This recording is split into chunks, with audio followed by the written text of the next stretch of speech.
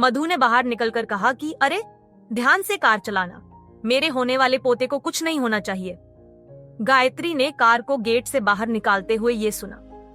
जिस हिसाब से मधु गायत्री की देखभाल करती थी, उसे लगता था कि मधु उसकी परवाह करती है, लेकिन अब उसे एहसास हो रहा था कि वो सब उसके पेट में पल रहे बच्चे की वजह से था। एक बार बच्चा पैदा हो जाएगा तो मधु उसकी जिंदगी नर्क बना देगी। मधु उससे घर के सारे काम करवाएगी। गायत्री ने सोचा, घर के काम? बिल्कुल नहीं, मैं घर की मालकिन हूं, नौकर नहीं। कुछ देर बाद गायत्री का फोन बजा। स्क्रीन पर अपनी माँ का नाम देखकर उसकी आंखों में आंसू आ गए। गायत्री के पिता और अंतरा के मामा मुकुंद बंसल और गायत्री की माँ लता की अलग होने की बात हुई थी। तब मुकुंद ने गायत्री को अपने पास रखने की मांग की थी, लेकिन लता ने उसे ये कहकर मना कर दिया था कि मुकुंद की आर्थिक स्थिति ठीक नहीं है। लेकिन एक बार लता और मुकुंद की भयंकर कहासुनी हो गई और लता उसी वक्त वहां से चली गई और कभी वापस नहीं आई। गायत्री ने कार साइड पर रोककर कॉल उठाया और कहा कि माँ, तुम कब तक आ रही हो? याहूजा खानदान वाले मिलकर मुझे मार डालेंगे। अपनी बेटी को रोता सुनकर लता को उसकी बहुत फिक्र होने लगी। उसने गायत्री से कहा कि बेटा, कितना भी जल्दी करूंगी तब भी अगले महीने से पहले नहीं आ पाऊंगी, पर तू मुझे ये बता कि कहीं तुमने आहूजा फैमिली में किसी से बहस तो नहीं कर ली?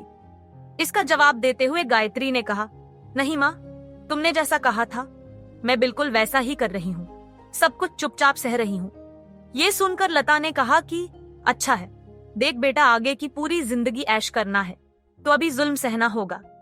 ये सुनकर गायत्री ने अपना सर हिलाते हुए कहा कि हाँ माँ, मैं जानती हूँ।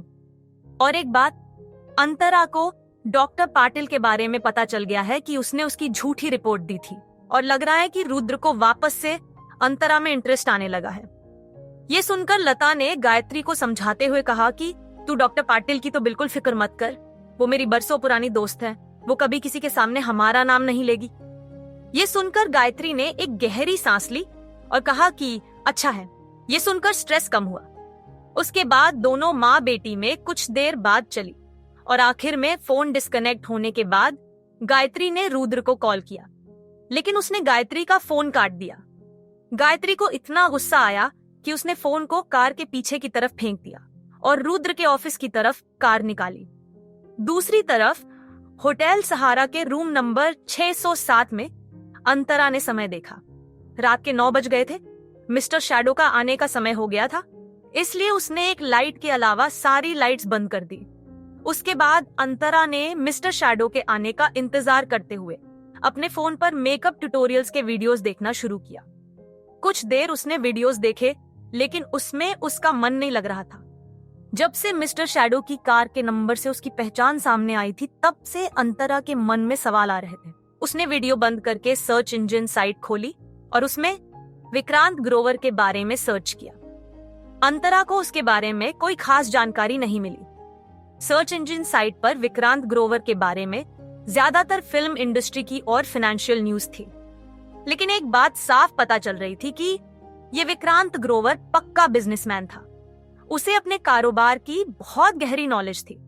उसने काफी सारी फिल्मों में भी फाइनेंस किया हुआ था। तुम क्या देख रही हो?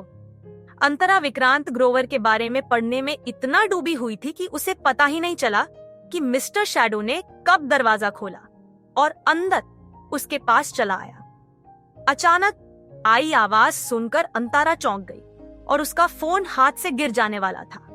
उसने सहमते हुए फोन साइड पर रख दिया और कहा कि आप आ गए, मैं खाना गर्म कर देती हूँ। मिस्टर शैडो ने अपनी टाई लूज की और कहा कि तुम मेरी पहचान जानने के लिए इतनी उत्सुक क्यों हो अंतरा?